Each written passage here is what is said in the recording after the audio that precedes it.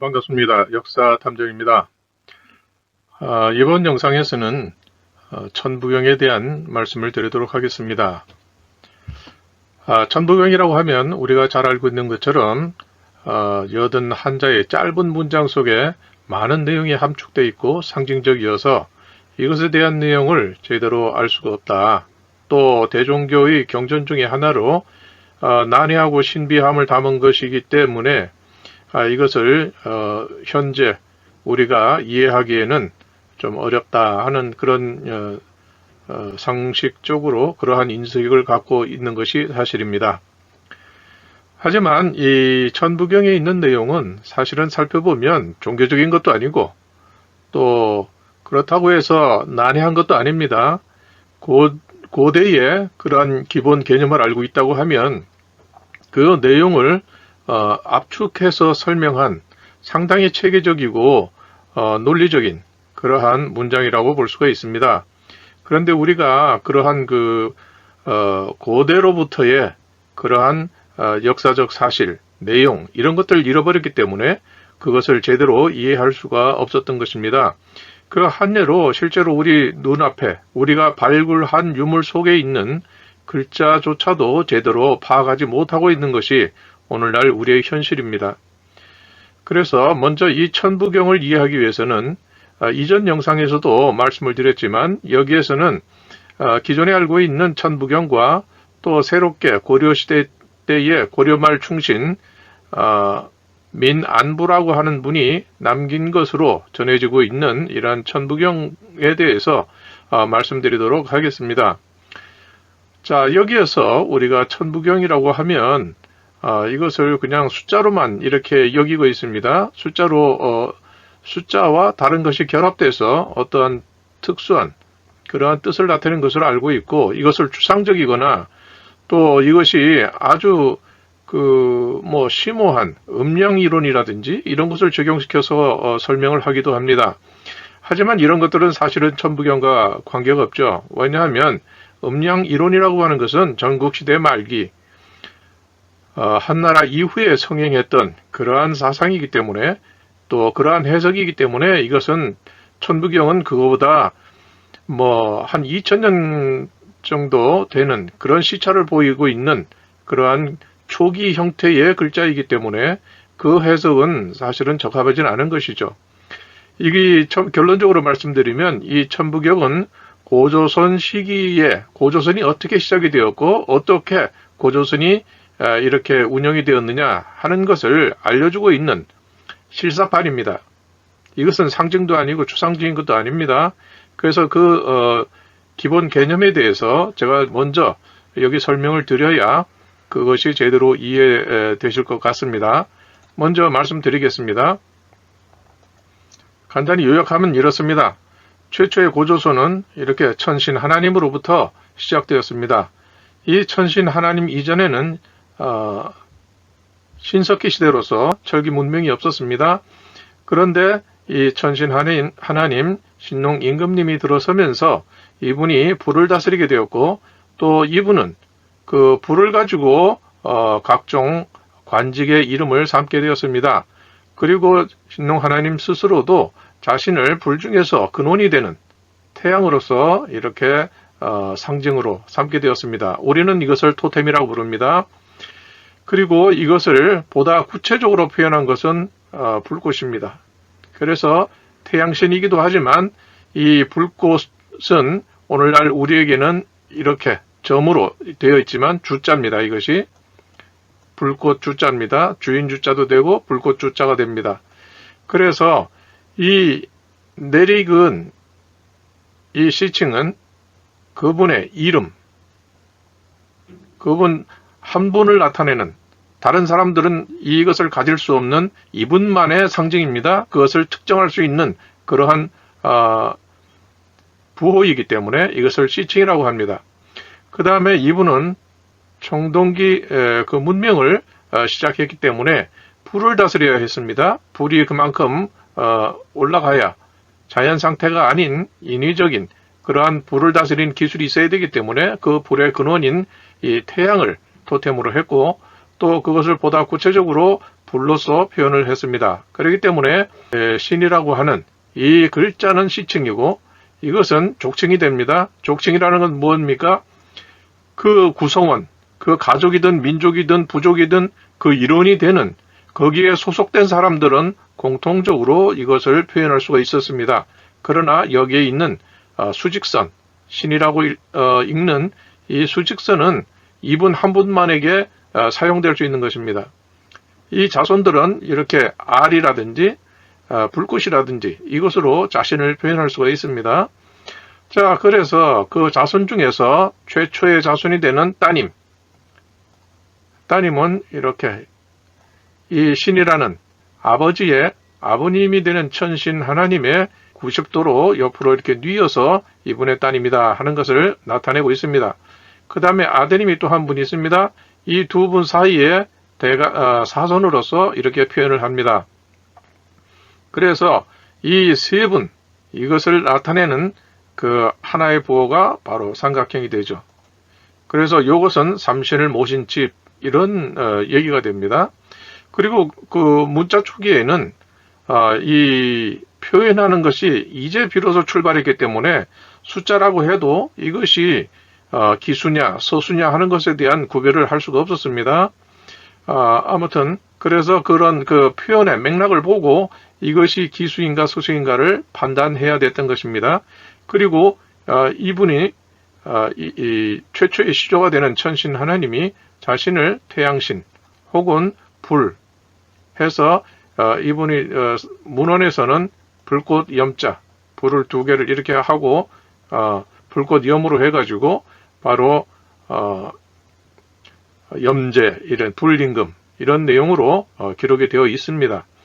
그래서 여기서 보게 되면 여기의 자손들도 또 마찬가지로 이쪽 자손과 또 이쪽 자손이 마찬가지로 여기서 족 외 혼이기 때문에 혼인 관계가 바로 또다시 이분을 중심으로 해서 또 자손이 이렇게 나뉘게 되죠. 셋으로 또 나뉘게 되죠. 또 여기도 마찬가지로 이분을 중심으로 해서 그 자손들이 또 이렇게 나뉘게 됩니다. 계속 이런 식으로 나뉘게 됩니다. 또 여기도 그렇게 나뉘게 됩니다. 그리고 이 자손들은 남자는 이쪽으로 이 누님이 되는 이쪽으로 장가를 가고 또 여기도 마찬가지로 또 이쪽으로 장가를 가고 서로 이렇게 남성이 이렇게 움직이게 되는 것입니다. 그래서 이것을 모계사회를 설명하고 있는 것이죠. 그리고 여기에서 이렇게 서로 이렇게 주고받고 이리 하니까 이것이 마치 예전에 무슨 옷감이라든지 이불이라든지 이런 거를 바감질할 때에 이런 것을 누비옷이라고 하듯이 누비 서로 이렇게 주고받고 이렇게 되는 것을 가지고 이것을 누비혼인이다 이렇게 설명을 합니다. 그리고 고대 사회에서는 이것을 이제 푸나로와 사회 이렇게 설명을 하기도 하죠. 그래서 이러한 내용을 이 천신 하나님이 가장 시조가 되고 그 따님까지 아드님 이 포함해서 이렇게 삼신의 개념이 되는 것입니다. 그리고 그 자손들 여기서 나온 자손들은 서로가 서로에게 혼인의 상대가 되기 때문에 그래서 이 둘이 각각의 족단을 이루게 되는 것이고 그러면서 동시에 혼혈이 되는 것입니다. 그래서 이 천부경에서는 바로 이러한 내용을 담고 있다 하는 것을 우리가 알 수가 있습니다. 그러면 한번 이것을 바탕으로 해서 이 천부경의 내용을 한번 살펴보도록 하겠습니다. 일시 무시 일, 석삼국 무진본 이렇게 되어 있습니다. 자, 여기에서 보면 사실은 여기서 일이라고 하는 것은 이 글자가 아니고 최초의 시조 하나님 이분을 나타내는 것입니다. 그런데 여기서는 그냥 일이라고 다 이렇게 통칭을 했습니다. 아까 말씀드린 것처럼 시조 하나님은 이렇게 되어 있고 세워진 수직으로 되어 있고 따님은 누인 이런 그 신자 이 아버지를 따라서 직선으로 했고 또 아드님은 이렇게 되어 있습니다.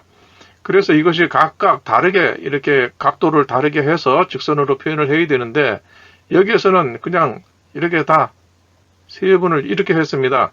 그래서 이 설문해자나 노자의 도덕경이나 여기에서 보면 이 석삼을 가지고 천지인의 도다, 천신지신 인신이 인신의 도다 해서 천지인이 비로소 최초로 시작되었다 하는 그런 의미를 담고 있습니다. 그렇기 때문에 여기서 시작이 되는 이 일이라고 하는 것은 바로 이 천신 하나님을 나타낸다 하는 것을 우리가 알 수가 있습니다. 일시, 즉 천신 하나님이 역사의 시작이지만, 천신 하나님이 시작이지만 무시 일, 시작은 아니다. 이게 말 자체로만 해석하면 어렵겠지만 그 내용을 들여다보면 천신 하나님으로부터 고조선이 시작되었지만 그 이전에도 역시 조상이 있었다. 그렇기 때문에 이분이 최초의 인물은 아니라는 것이죠.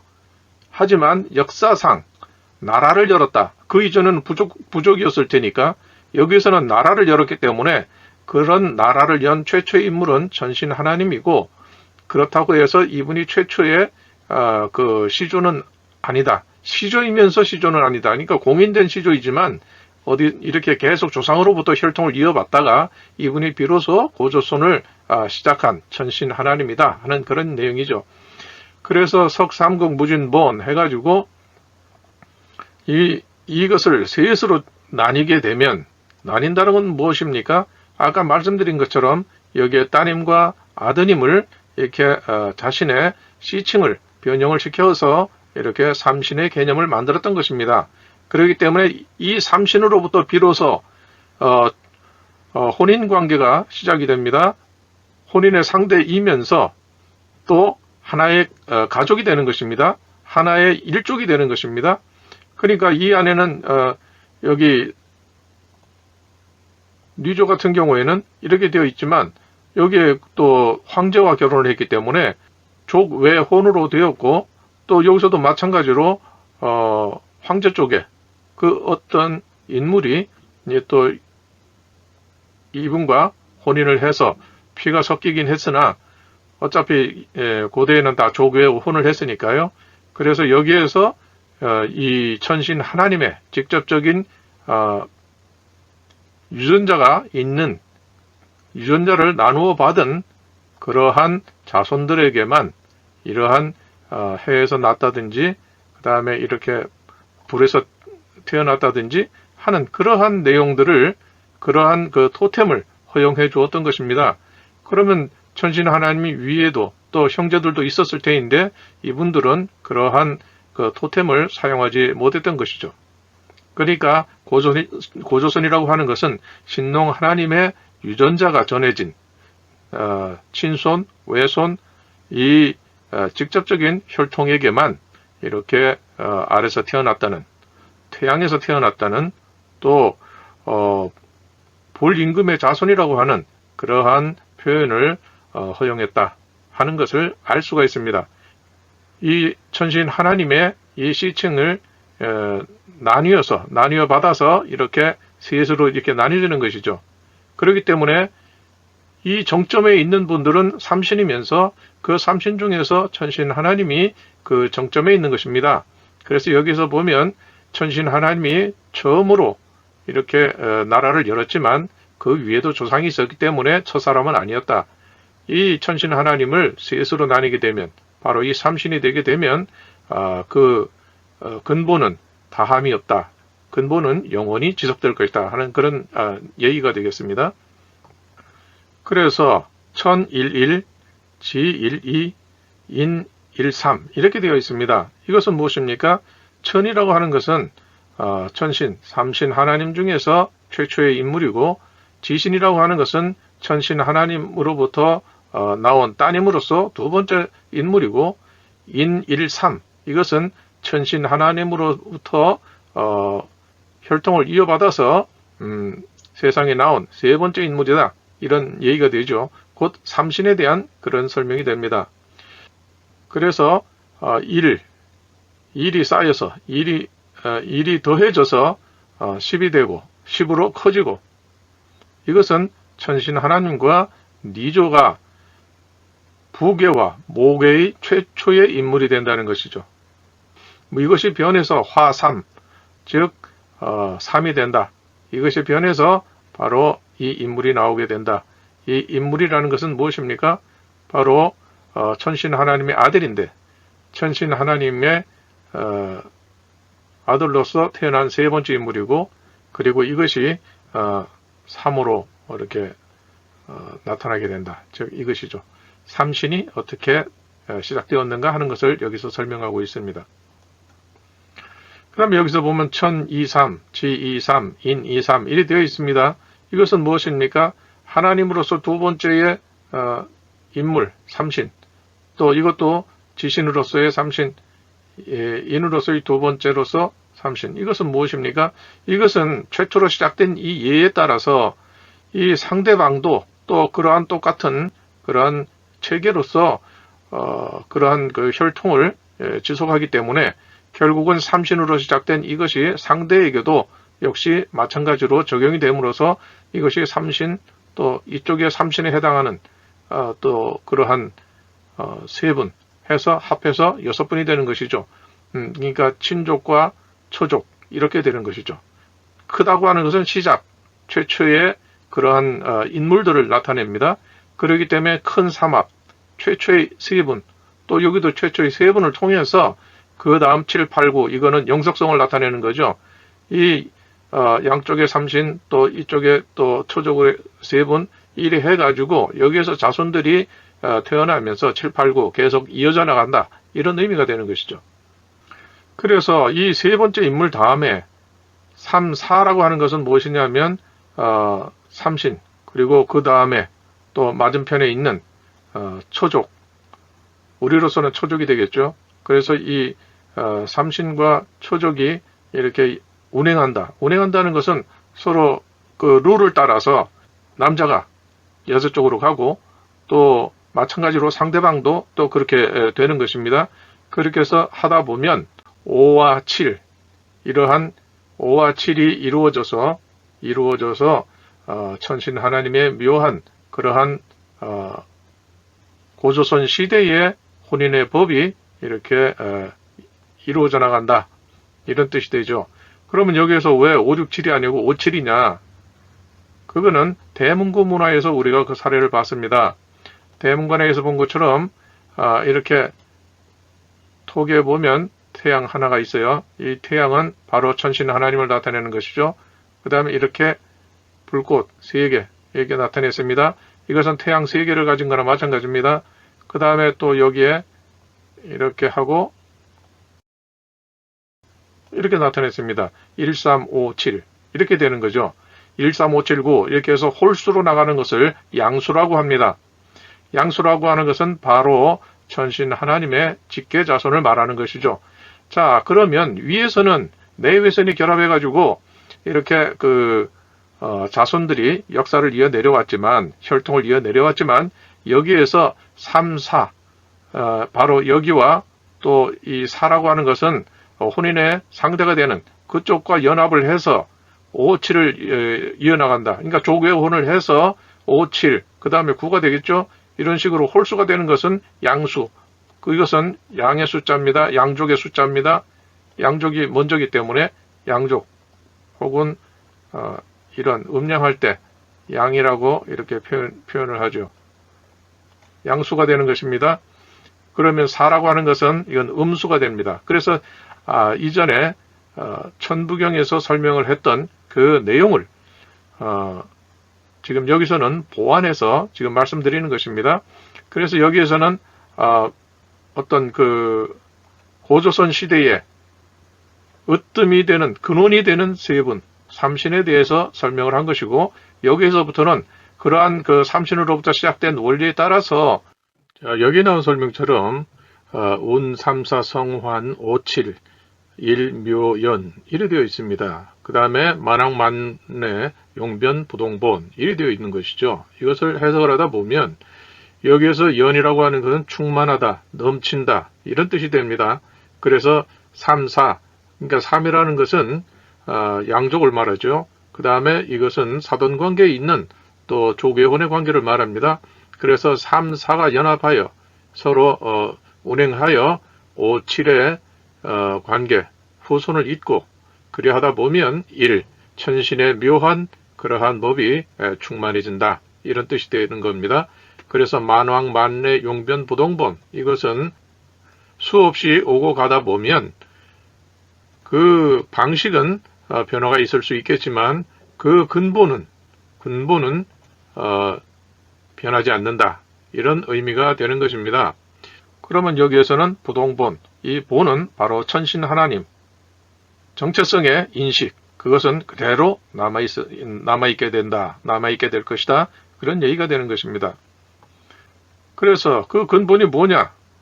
근본은 어떤 것이냐 하는 것을 여기 설명하고 있습니다. 본심, 이건 본성이죠. 부동본, 부동본의 그 본질은 바로 태양인데 사람 속에, 그러니까 사람의 중심 속에, 사람의 마음 속에 천신과 지신, 이건 신자로 봐야 됩니다. 천신과 지신, 그것을 이 사람의 그 본성이라는 건 태양, 곧 천신 하나님의 토템이죠.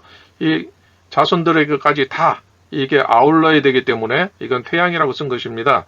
이 태양이 높이 떠서 사람의 마음속에 천신과 지신, 그것을 밝히게 될 것이다. 밝힌다. 이런 뜻이 되죠. 즉 최초의 시조인식, 나는 누구의 자손이다. 내 시조는 누구다 하는 것이 아주 철저하게 인식되어 있고, 이 땅에서 발견되는 모든 유물 속에도 다 그것이 들어 있습니다. 그래서 토기, 그 안에도 다 그런 표현이 들어있고, 삼신에 대한 표현, 천신에 대한 표현, 그것이 다 들어있습니다. 그런데 이런 글자를 모르기 때문에 우리나라에서는 이것을 문양이다, 이렇게 설명을 합니다. 문양 아닙니다. 이것은 고대의 상형 문자, 그것도 초기의 글자입니다.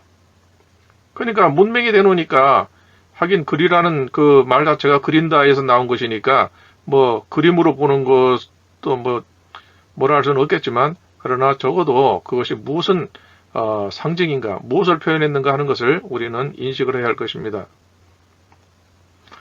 그래서 역시도 또 마찬가지로 일종무종일, 천신 하나님이 이 땅에서의 삶은 끝났다, 마쳤다, 이런 얘기죠. 천신 하나님의 그것은 마쳤으되 그러나 끝은 아니다. 왜? 천신 하나님이 자손들에게 너희들은 이런 식으로 또 이러한 룰대로 이렇게 그 혼인관계가 이루어지고 자손이 이렇게 번성해야 된다. 그리고 내가 누구인 것을 영원히 기억을 해야 된다 하는 것이죠. 그러니까 천신 하나님은 이 땅에서 삶을 마치고 그 삶을 끝냈지만, 그러나 끝난 것이 아니라는 거죠. 이분의 유훈이 그대로 영원히 지속될 것이기 때문입니다. 그러나 오늘날 우리는 이것을 굉장히 좀 희미하게 이렇게 자기가 누군지 모르고 그냥 잘 먹고 잘 입고 잘 살면 그것을 행복으로 하는 그러한 거의 짐승화돼가는 그러한 장면들이 참 안타깝게 느껴지는 것입니다. 자기의 정체성을 잃어버리고 자기가 누구인지 자기답게 산다는 게 뭔지를 모르고 그렇게 그냥 입과 눈과 귀가 즐거우면 행복으로 하는 그러한 세상이 돼가고 있는 것 같아서 좀 안타까운 또 아쉬운 마음이 듭니다. 그래서 여기에서 보면 천부경에서 이 앞에 있는 것은 고조선의 시조, 천신 하나님을 중심으로 해서 그 삼신이 어떻게 이루어졌고, 또 여기에는 그 삼신의 그 상대방이 되는, 혼인의 상대방이 되는 그 내용을 여기 담고 있습니다.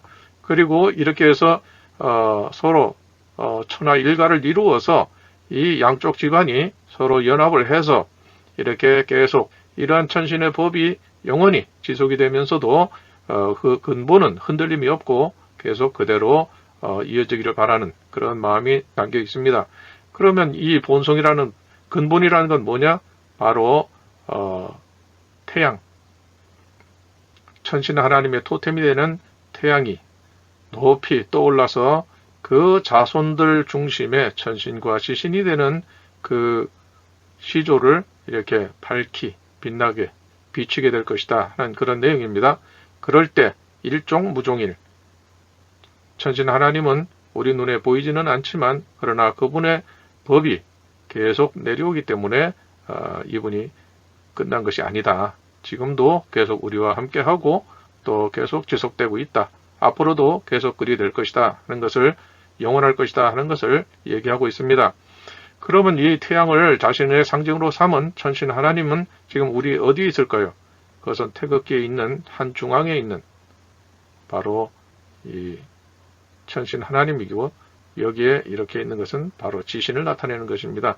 천신과 지신을 나타내고, 삼신은 옆에 세 번째 인물은 삼, 여긴 네 번째, 다섯 번째,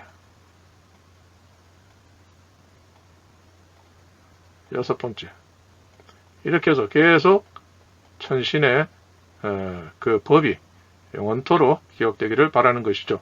그래서 여기 천신 하나님을 나타내는 바로 이 신위라고, 신위 할 때 신위라는 건 뭡니까? 천신의 위치, 그것을 중심으로 해서 제사에는 소와 목으로 나누고 있는 것입니다.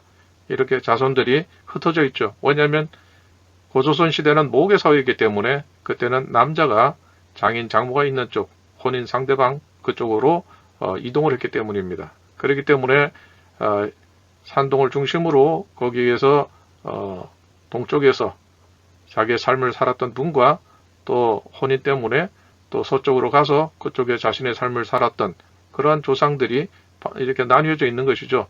그렇기 때문에 제사할 때는 한 자리에 불러 모아야 되니까 이 소와 목이 이렇게 구별되는 것입니다. 이것이 오늘날 제사 때의 소와 목의 기원이 된다, 이렇게 말씀드릴 수가 있습니다.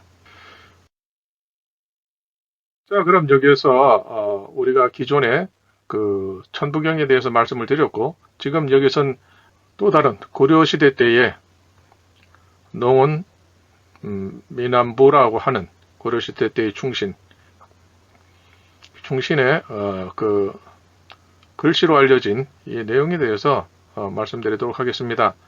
혹자는 이것을 가지고 이게 뭐 진짜냐 가짜냐 이런 것에 대해서 여러 가지 설왕설래가 있습니다만은, 저는 이것에 대해서는 좀 더 지켜봐야 된다. 왜냐하면 단순히 위작이라고 단정을 내릴 수가 없는 그러한 내용이 엿보이기 때문입니다.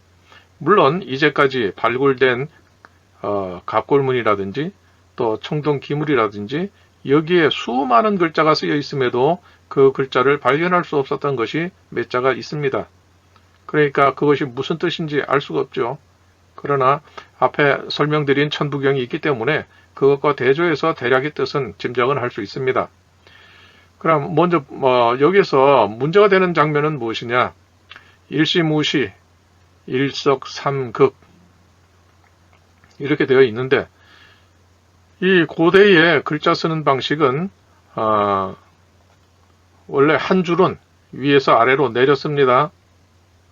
그 다음에 한 줄이 끝나면 이렇게 이동을 하는 것이 기본입니다. 이것이 99%다 이렇게 되어 있는 것이죠. 그러니까 그러한 쓰는 방식이 달라졌다고 하는 것은 뭔가 어떤 의미가 있는 그런 내용이 아닐까, 그렇게 추정을 해보게 됩니다. 왜냐하면 근문 중에서도 이렇게 보면 첫 줄은 이게 문장은 내려서 쓰지만 그 다음 문장을 거꾸로 역행을 해서 이런 오른쪽으로 가는 그러한 것이 어쩌다가 보이기는 합니다. 그러니까 상하로 내려 쓰는 거는 100% 같은데, 이게 오른쪽으로 가는 것은 아주 드물지만 몇 점이 눈에 띈다는 것입니다. 그렇기 때문에 이 글자가 처음부터 횡서로 되어 있다 하는 이것은 좀 유일하지 않나, 이런 생각이 듭니다. 그럼에도 불구하고 그 다음 면을 보게 되면 굉장히 좀 획기적인 그러한 내용이 보입니다. 한번 보시겠습니다. 자, 이 석이라는 건 이건 다 이건 종이란 뜻입니다. 쫓을 종자. 이 남자 둘이 있습니다. 이건 장가가는 거죠. 장가가는 건데 여기에 두 사람이 갑니다. 이것은 바로 푸나라와 사회를 나타내는 것입니다. 고대 사회에는 큰 서방, 작은 서방, 또 큰 부인, 작은 부인이 있었습니다. 그래서 남자는 이렇게, 여자는 이렇게, 그리고 이거는 행할 행자입니다. 그러니까 남자 둘과 여자 둘이 본인의 법을 행한다, 이런 뜻이 되는 것이죠. 그래서 이것은 종자로도 읽습니다. 여자로도 읽고 종자로도 읽습니다. 자, 그 다음에 이건 하반부입니다. 여기에서 지금 제일, 이건 뭐 기자로 이렇게 읽을 수는 있으니까, 여기서 제일 이제 무리를 일으키는 것이 무엇이냐, 이거 일인데 왜 이렇게 표현을 했느냐 이겁니다.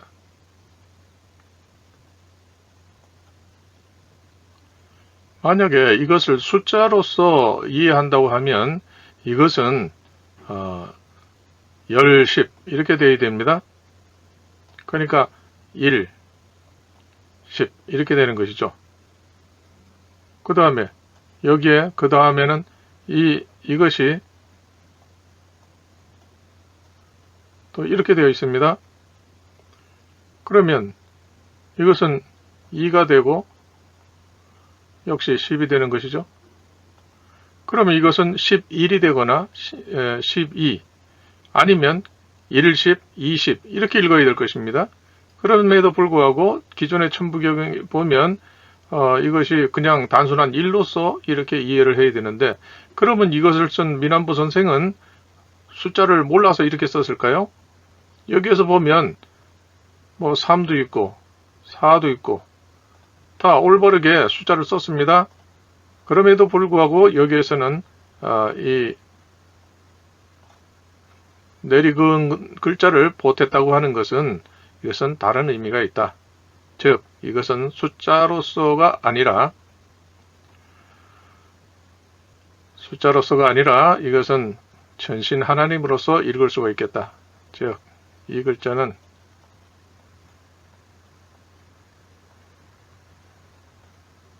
신이 되는 첫 글자니까요. 이 글자는 이 신이 되기 전의 글자는 바로 이렇게 되죠. 납신이 되죠. 그 다음에 오늘날 우리가 아는 이 글자가 되는 것입니다. 그러니까 최초의 천신 하나님 한 분. 그러니까 여기서 이것을 숫자가 아닌 다른 단어로서 읽자고 하면 이것은 첫 신, 이건 두 번째 신, 네 번째 신, 다섯 번째 신 해가지고 네 번째 신 이래 해가지고 이것은 이 천신 하나님의 계통, 그것이 계속 이렇게 이어진다, 이런 의미로 받아들일 수가, 해석할 수가 있겠다. 여기서 이 생자가 있으니까요. 최초의 신, 첫 번째의 신농, 천신 하나님은 두 번째의 그 신농 하나님의 자손, 또 세 번째의 하나님의 자손.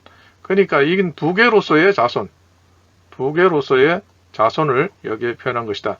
즉, 이 글자를 보게 되면 이 천부경의 내용은 바로 고조선 시대 정작 그 당시에는 모계 사회였지만 여기에 나타난 이 표현은 그 모계 사회가 지나서 부계 사회가 되면서 나타난 그때의 인식을 가지고 쓴 표현한 천부경이 아니겠느냐, 이렇게 이해를 할 수가 있다는 것입니다. 그렇기 때문에 이것을 무작정, 이것은 위작이다 이렇게 하는 것은 좀 현재로서는 속단이 아닌가 이런 생각이 듭니다. 이 글자 하나만 가지고도 그 민한부 선생이 쓴 그 천부경, 그것은 우리에게 알려진 그 천부경 중에서는 후대의 부계사회의 그 관념을 가지고 쓴 그러한 문장이 아니겠느냐, 그렇게 볼 수도 있겠다. 뭐 제가 꼭 옳다 이런 말은 아닙니다. 또 다른 변수가 있을 테니까요. 그러나 현재로서는 그렇게 해석할 수도 있겠다 하는 것을 말씀드립니다. 그래서 농은본 천부경 분석은 분석과 평가를 다음과 같이 할 수 있겠습니다. 농원천부경 기록의 방향은 횡서가 되어 있는데 이것은 드물다. 원래 처음부터 한 줄을 쓸 때에는 이것처럼 위에서 아래로 내려 쓰고 그 다음에 또 오른쪽에 또 한 줄 쓰고 이런 식으로 돼야 되는데 지금 이러한 모든 첫 문장부터 이렇게 실제로 맞지가 않다. 이 부분은 좀 의심스럽다. 좀 의아하다. 이렇게 볼 수가 있겠습니다. 그래서 이 농원천부경의 이 글자를 하나의 글자로 본다면 이건 보일 시자의 첫 글자가 됩니다. 보일 시. 그러니까 이건 천신 하나님이고 이건 모계가 되는 것이죠. 그래서 이 보일 시자의 시작이 되는 글자가 바로 이것이다. 이렇게 볼 수도 있는데 앞에 나온 그 2, 3, 4로 나가는 것을 보면 이것은 그냥 천신 하나님의 일대, 그 다음엔 아들, 손자 뭐 이런 식으로 1대, 2대, 3대, 4대 이렇게 표현한 것 같습니다. 그래서 농원 선생 그분이 그렇게 이해를 하고 썼다고 하면 농원천부경의 바로 이 표현은 이 미란보 선생의 학식은 당시의 식자들이 범접하기 힘든 그러한 경지라고 이렇게 표현할 수가 있겠습니다. 그것은 마치도 산해경에 제가 그 영상을 올린 것처럼 천독 그 구절을 곽박이라는 분이 천축 이렇게 썼어요. 그러니까 그 후대에 학자들이 천축은 인도를 말하는 것인데 방향이 너무 틀리지 않느냐, 정반대 아니냐. 그렇기 때문에 이것은 뭐 말이 안 된다, 이해가 안 된다. 뭐 이렇게 설명을 합니다. 그러나 이것은 정확한 설명입니다. 천독할 때의 독자와 천축의 축자는 본래 돈독하다는 독자의 각각 다른 그런 글자입니다. 그래서 이것은 뜻과 발음이 정확히 일치하는 글자입니다. 그렇기 때문에 이 천축이라는 것은 천독이라는 것을 다른 표현으로 보다 정확히 규정하기 위해서 천축이라는 걸 생각했는데 이 곽박 선생이 미처 생각지 못한 이런 후대의 어리석음, 학자들이 2000년간 뭐 했는지 모르겠는데요. 천축과 천독은 정확하게 일치하는 개념이다. 그래서 이 발음도 둘 다 삼부로 똑같고 지금은 축이라고 읽지만 그 이전에는 천독처럼 이것은 독으로 읽었다는 겁니다. 둘 다 똑같은 천독, 같은 발음이었다는 것이죠. 그러므로 이 독자는 축과 같은 뜻이고 도타올 후, 다스릴 후 이런 그 의미를 가지고 있다.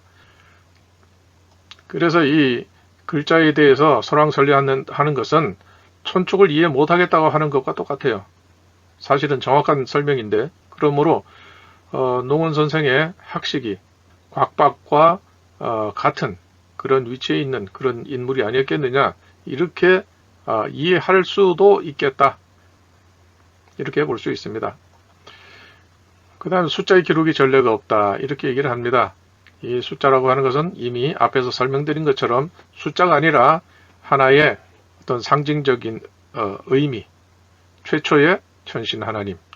이 천이라는 글자는 계속 대를 이어서 계승이 내려가기 때문에 여기에 2, 3, 4가 계속 붙는 것입니다.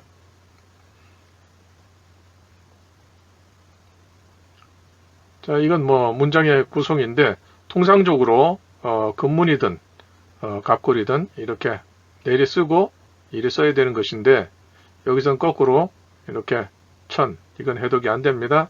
천, 무, 작, 이 이렇게 되어 있습니다. 그러니까 천신 하나님 무씨가 천, 일, 무, 작, 이 근문이 쓰여진 이 근문이 기록되어 있는 이 청동 기물을 만들어 드립니다. 그리고 여기서 천자이지만 이것은 무엇인가 손을 들어서 바치는 그런 형상을 하고 있습니다. 이것은 바로 자기가 하나님의 자리를 이은 후손이지만 바로 그 하나님에게 이렇게 예를 드리는 제사를 드리는 그런 의미로서 이 근문을 새긴 것이 아닌가 이렇게 추정해 볼 수가 있겠습니다. 농은본 천부경의 글자는 갑골의 존재를 알 수 없었던 고려 말에 쓰인 것으로 위작이거나 출처 자체가 역사적 미스테리다. 자, 이것은 보면 갑골이라는 것은 청나라 말기에 이렇게 알게 된 것인데 어떻게 고려시대 때 이미 이렇게 갑골문이 쓰여질 수가 있겠느냐. 그거는 진짜 저도 미스터리입니다. 그렇기 때문에 이 자체, 시대 자체를 보게 되면 이 자체가 이건 후대에 오래된 그 종이를 입수해서 그 위에 오늘날 알려진 그러한 갑골문으로 쓴 것이 아니겠느냐 이렇게 볼 수도 있는 것입니다. 하지만은 앞에 말씀드린 것처럼 이런 글자가 있다고 하는 것은 이건 이제까지 발견되지 않고 있는 글자거든요. 그런데 이것을 썼다고 하는 것은 이것 또한 꼭 그렇게 단정 지을 수도 없는 참 애매한 그런 상황이다 이렇게 볼 수 있습니다. 그래서 이 고려 말에 쓰인 것으로 위작이거나 출처 자체가 역사적 미스테리다. 그러니까 이 출처 자체를 확보해야 될 필요가 있겠다.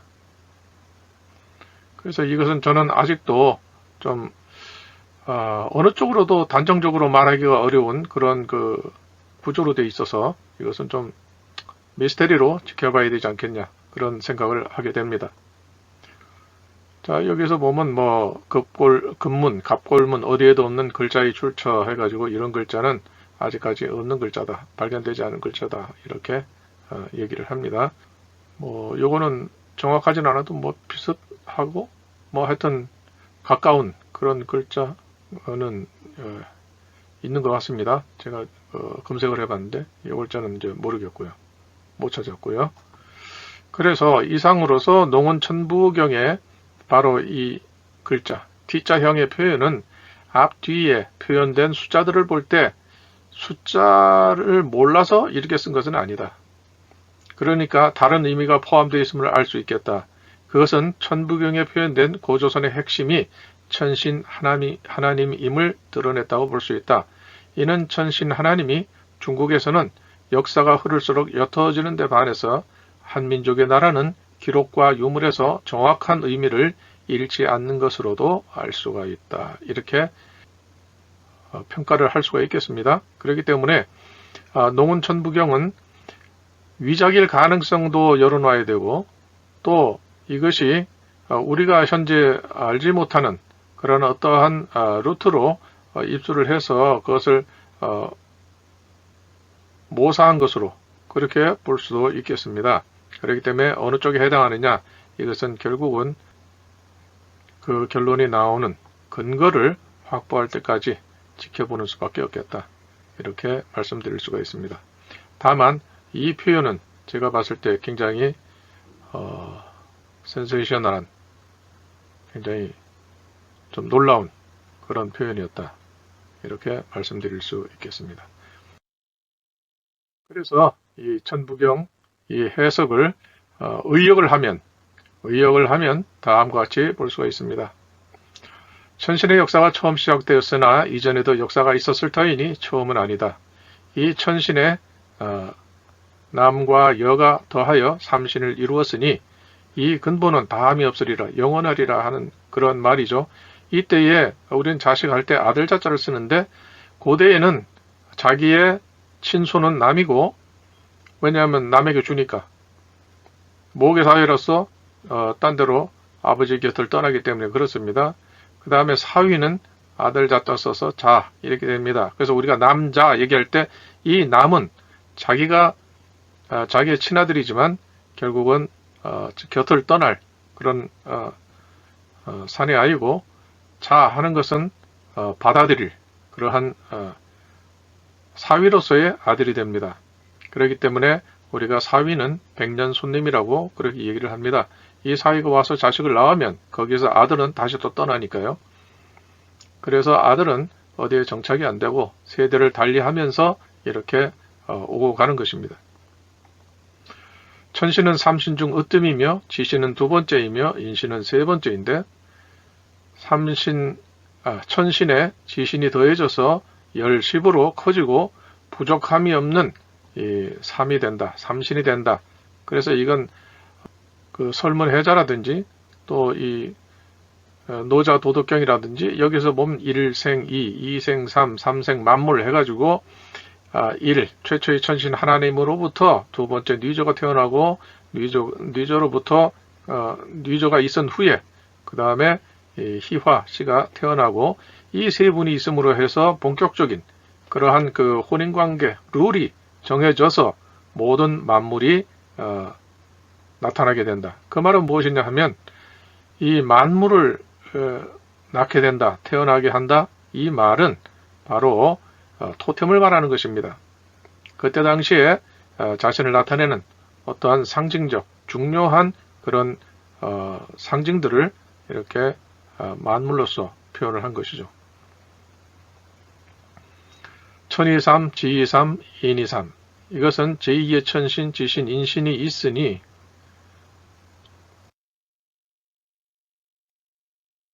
이 양쪽에 3인을 합한 6분이 출발을 해서 7, 8, 9 다음 세대가 나오게 된다. 이는 제3의 인물과 4의 인물이 운행하여 천손, 5, 7을 이룬 것이니 이는 천신으로부터 시작된 오묘한 법이 천하에 충만한 때문이다. 이 천신의 법은 방식의 변화가 있다고 해도 근본은 변하지 않으며 천도라는 건 천신 하나님이죠. 그리고 또 삼신, 이것을 나타내는 것인데 천도의 근원이 되는 태양은 높이 떠올라 천하 백성들 중심에 천신과 지신을 밝힐 것이니 천신의 삶이 이 땅에서 끝났다 해도 끝난 것이 아니다. 끝났다 할 수 없다. 왜냐하면 천신이 남긴 그 도가 영원히 대대로 이어질 것이기 때문에 그렇다. 이렇게 이해를 할 수가 있겠습니다. 그러므로 이 천부경은 무슨 음양이니 이런 것들은 그 후에 적어도 한 2000년 뒤에 나타나는 그런 개념이고 이 고조선 시대의 당시에는 그런 개념이 없습니다. 그래서 우리가 이 최초에 나타난 글자로서 이것을 이해를 해야 되지 고조선의 기원 그리고 그 운영 시스템 이런 것을 이 천부경은 말을 하고 있다. 그러므로 우리의 근본이 누구냐, 시조가 누구냐, 고조선이 어떻게 시작됐느냐 하는 그러한 정체성을 보다 정확히 우리가 이해를 해야 된다 하는 것을 천부경은 우리에게 강조하고 있다. 이렇게 볼 수가 있겠습니다. 그래서 그러한 유물을 보면 이사지 왕도라든지 그 다음에 토제 방울에 있는 그러한 표현들이라든지 그 다음에 또 부여박물관에 가면 또 이 탑처럼 되어 있는 거기에 보면 정확하게 천신 하나님과 그 토템을 거기에 새겨 놓았습니다. 그렇기 때문에 고대 우리 선조들이 박물관에서 볼 수 있는 그런 유물들은 자신들의 정체성을 너무나도 분명하고 정확하게 인식하고 있었다 하는 것을 이 천부경을 통해서 우리가 이해를 할 수가 있습니다. 천부경은 단지 천부경만으로 해석을 해서는 안 되고 역사적인 내용과 유물과 이것이 다 부합을 해야 그것이 정확한 그러한 해석이다. 이렇게 말할 수가 있습니다. 이상으로서 오늘의 영상을 마치도록 하겠습니다. 긴 영상 보아주신 구독자님들께 깊은 감사를 드리면서 다음 영상에서 찾아뵙도록 하겠습니다. 고맙습니다.